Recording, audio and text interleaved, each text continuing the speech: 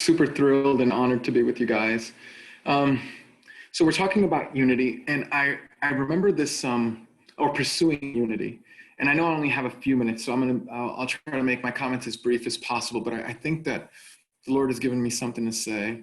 I remember I was having a conversation with my wife. I have a beautiful wife. Her name is Liz, and we were having a conversation where she was trying to communicate with me. And it was like an important thing. Have you ever had a friendship or a marriage where you keep on, like, it's cyclical, the tensions are cyclical? In other words, the things that you're talking about is like, oh wow, didn't we talk about this 4 months ago? Or oh wow, didn't we talk about this 2 months ago? And so we were having one of those conversations where it was just like we were missing each other. And my normal response to my wife during that particular conversation, and she was sharing something that was important to her, but I don't think I was hearing her. She said what she said, and then I said, hey, I hear you. I hear you. It was like my effort at being empathetic. And she said something that I never forgot. Now, that conversation happened over 20 years ago. She said this. She goes, you hear me, but you don't feel me. You hear me, but you don't feel me. In other words, what she was saying is that there's a way that you listen to me that draws a wedge between us. There's a way that we discuss things that draws us further apart. A type of hearing or listening that only makes the trust cracks greater. And so I've been thinking about that and what it means to us to be people who are pursuing unity.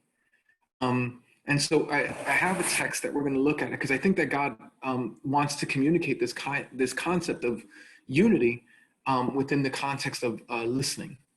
And so in Genesis 11, it's a very famous passage. Y'all all know it. A bunch of people gather together. They carve out a plot of land and they say, I got a bright idea. By the way, all wonderful heresies begin with, I have a bright idea. And so they go, I have a bright idea. Let's go ahead and build a tower. And so it actually says in Genesis 11, I'll jump down to verse 4, right? So they're all moving east, which is like, there's so much in this passage that we could tear apart, but we have a few minutes. So I just want to say this, jump down to verse 4 and said, then they said, or they're talking to each other, and they said, come, let us build ourselves a city with a tower that reaches heaven, that reaches the heavens. And I just want to pause here. And the reason I want to pause here is because these people were really united. They were deeply united. They knew what they wanted to do, and they had the means by which to do it. The problem is that they were united in a way that's self-serving. There's a unity that we try to create, or a unity that I've seen in my own life, especially in places where I have authority or power or any type of influence.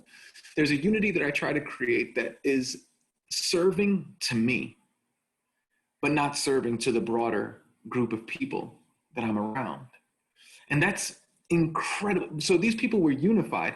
The problem is that their idea was antithetical to everything God wanted for them. So like they go, hey, let's build this tower to the heavens. And here's their reasoning. So that we may make a name for ourselves. Pause. That phrase has been haunting me for a long time now. This year, that's the phrase.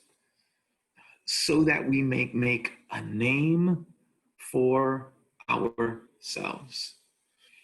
And again, there's a unity that causes destruction. And so I know this is a pitfall in many pastors' lives. It's certainly a pitfall in my own, but it's absolutely a pitfall for us in pursuing pursuing unity. The pitfall is simply this, that I will connect with you insofar as I can make a name for myself. Now, I'm an Indigenous pastor here in Brooklyn, so I can only speak to my experiences and tell you of the must be hundreds of people who have come to plant churches here in New York and want to serve in our ministry because we feed the hungry, clothe the naked, house the homeless, counsel the bereaved, send to detox the addicted, and how they've come in and they've taken their snapshots and they've done their fundraising, and how it built them up in wonderful ways. But it just left us here at the Recovery House of Worship wondering if we were being used. They were building a name for themselves. I don't think I had a language, or I don't think I had an understanding that could see that clearly then. I do now. And then, so they say, oh, so we could build a name for ourselves, not for God, and otherwise we will be scattered over the face of the whole earth. Here's the problem with that.